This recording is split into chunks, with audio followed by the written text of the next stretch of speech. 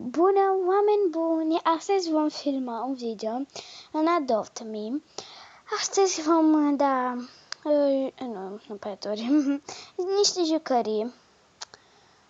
Da, o să-mi aduc pe telefon, dar vreau să vă anunț că mă cheamă Petricea23 și da, îmi dați friend, vă dau like înapoi. Și da, mi-am cumpărat noua casă pirat și ceva de genul arată, vreau să vă prezint. Deci, intre așa frumos, o să ne scoatem un pet random, așa un pet random, așa intri frumos, ai dintre asta la fiecare covor, la fiecare de asta. Acum pet room, aici știți că mereu trebuie să aveți o de asta pentru că se face cel mai repede baie, dar mereu am avut o de asta, deci, da. Aici unde mănâncă cu de-asta, drăguț, aici unde doarme, uneori ne mai pun aici. Aici avem, să văd câți bani am, o să iau un cadou din bani, știa.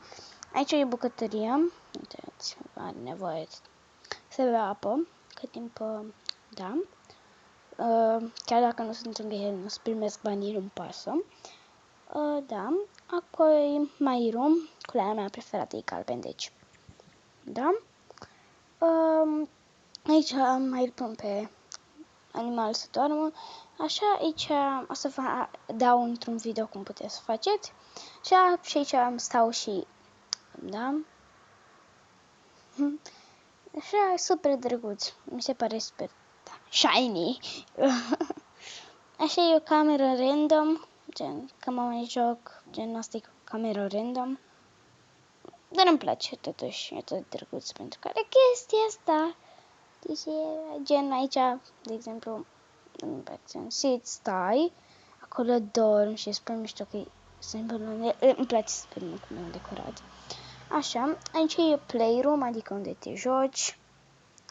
Da, adică, uite, sau mă bag aici, mă joc. Da, așa că e baby room. Aici e unde e bebelul, o mare oglindă, aici unde se joacă, o luminiță și aici e patul cum ăsta în balon și o inimioare. Adică, de ce nu? Am știu dacă mai era și o cameră aici super mare, știi, acolo ar fi cea mai mișto, dar nu e. Așa și cam atât. Aici e sufagerea care mi se pare super cute și aici unde îmi dau party-uri să dansează oamenii. Am ținut-o pe asta închisă pentru că mă enervează.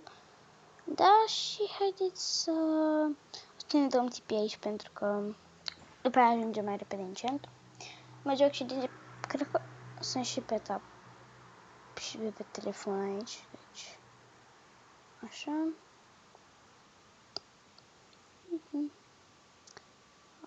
Da, mi s-a lăguit. Da, nu sunt și de pe... Așa că o să ne punem și noi standul. Mama, cât lag. Ok. Adică, da, mi-am dat standul de limonadă pentru un emu, o prietenă, și după aia emu ride și după aia l-am dat, că sunt o nebună, unei fete care zicea că nu mai are, că a fost chemuită, și după aia mi-a dat unfriends și nu mi-am uitat. Ok, haide, nu știu cum se pronunță, haide să vedem cine pică. Ok. Ok. O să dăm pe cineva random. Ok. Ok. Ok. Și îi dăm jucăria asta. Ok, o să scriu ai 3 toi. Ai T-R-A-D-E Bra. Ai 3 T-H-I-S. Scuzați dacă zic, dar nu pot să scriu. Toi. Ok. Și vedeți că mai am 9 bănuți, deci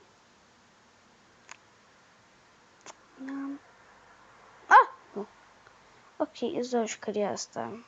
Îmi dau free pentru că... Da... Drop baby. What the f... Ok! Primul om! O să-i scriu TI pentru că îi mulțumesc. Ok. Ce jucărie pot să-i dau omul ăsta? Ok. Da, am baterie. Cred că...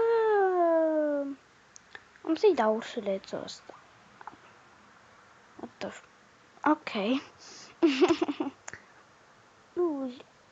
Ce are în mână? Limonadă. Wow. Ok. Haideți să vă...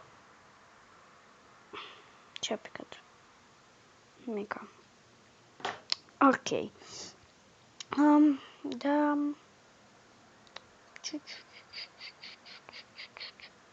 Bra...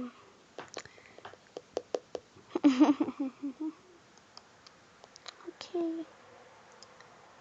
Asta e printre persoanele mele preferate. Pe doilea loc, pentru că... Da. Of, dar sunt o săracă în jocul ăsta, pentru că nu fac bani repede. Da. Apare nu a spawnat. Deci... o să arăt și pe turneuri. O să postez niște mini-videouri pentru că sunt de pe TikTok și o să le postez totuși. Pentru că, da, am făcut asta neon, care mi l-am făcut eu. Mi-am făcut ăsta. Și vreau să și mai am de făcut Puma, ăsta Phoenix Fox-ul și Bandicoot. La Puma e una Junior, Pritin, Nebron. Ok, aici e Nebron, Pritin. Asta știu că m-a apucat să-mi la un moment dat de ele. Tin. Nebron la 0. Pritin. Ok, o să începem cu asta. O să avem grijă de ele pentru că, da. Și chiar habar nu am, nu prea am foarte multe toys-uri, jucării pentru trade. Pentru că, de exemplu, asta sau alte chestii nu le dau pentru că îmi plac. Și nu am altele. De exemplu, chestia asta o puteai să o iei de pe jos iarna. Cred că asta... Nu știu, dar asta nu o dau pentru că e chițăitoare sau asta. Nu, asta e câțitoare, deci nu dau. Mă duc peste tot până afară de unde trebuie. Deci, da. O să fac un alt video de pe telefon cu asta, pentru că pe telefon am super multe jucării, deci așa că asta ar fi partea 1.